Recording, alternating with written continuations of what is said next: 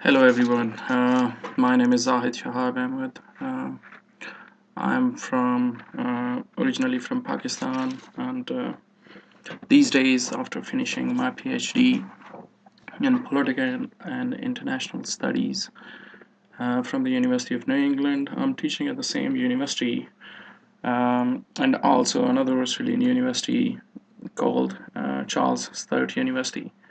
At both universities, I'm teaching um, some units in the area of Asian studies, um, especially with a focus on Australia, Asia relations, economic development, and international relations in the Asian continent.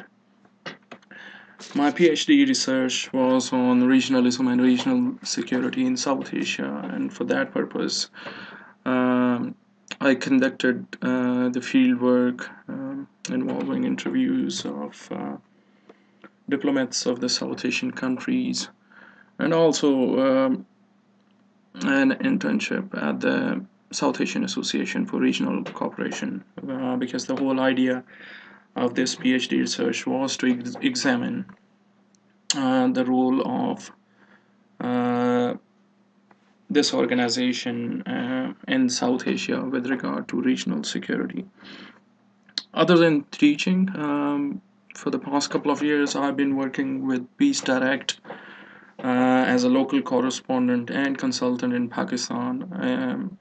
This work involves showcasing the work of peace building organizations in the country, and so far, I have projected the work of over 100 peace building NGOs and institutions in Pakistan. Last year, in April 2012, with the help of the Peace Direct, an organization based in the UK, I organized a mega event for peace builders in Pakistan with the name of Islamabad Peace Exchange. And that was a very successful event where participants from over 30 local organizations came together and shared their ideas of collaborative initiatives for peace and development in the country.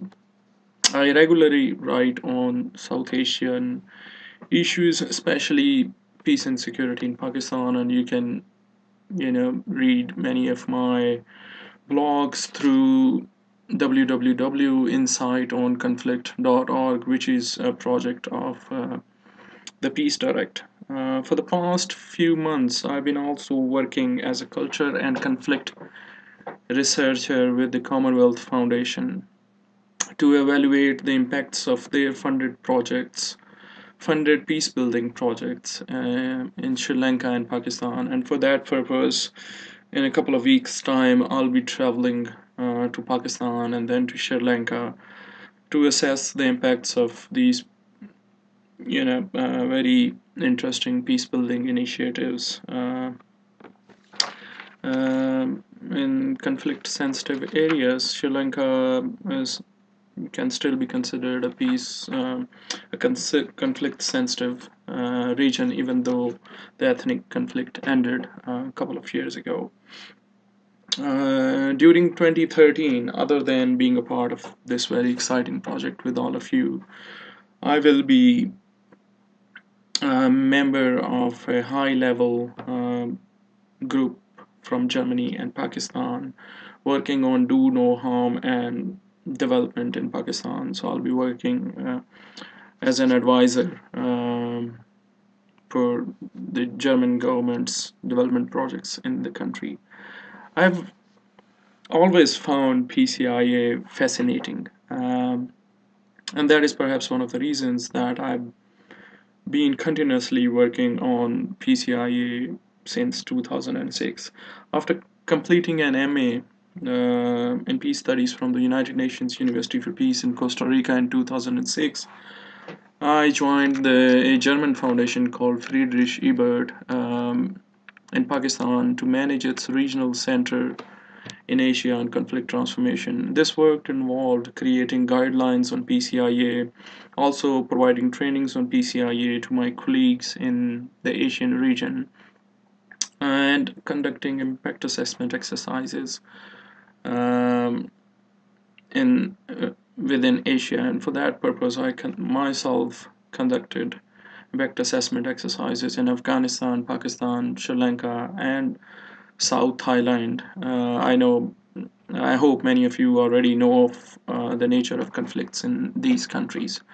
Um, Other than that, I also managed a collaborative initiative with the Friedrich Ebert Foundation and the Swiss Agency for Development and Cooperation to assess the impacts of the peace-related projects in Pakistan, in Pakistan's uh,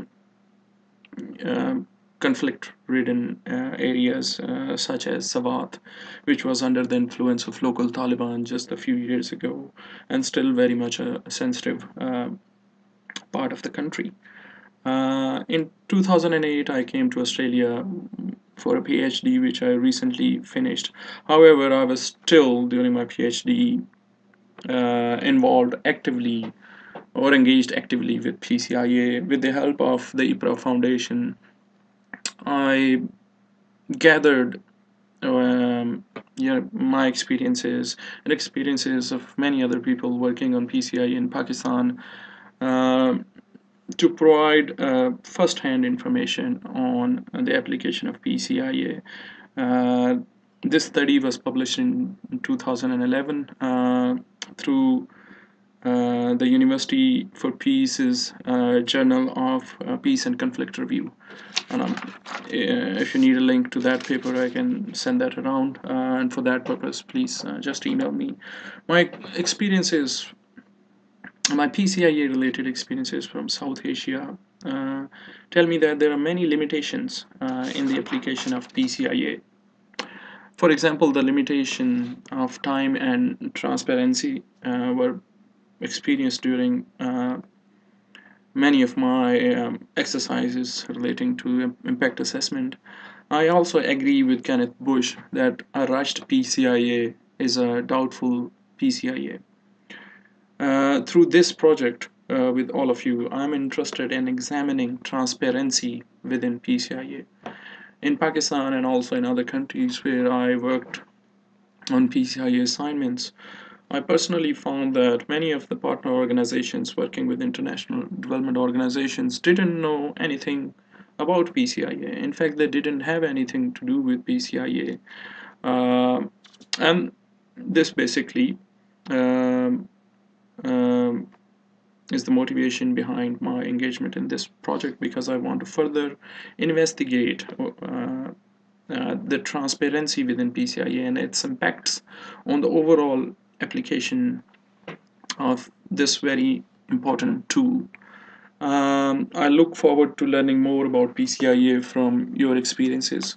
If anyone is interested in studying transparency within PCIA, then perhaps we could create a mini group within this already very small group to do some extra research and publish in JPD as part of this project. Take care and have a good year ahead, and I look forward to my regular interactions with all of you. Thank you very much.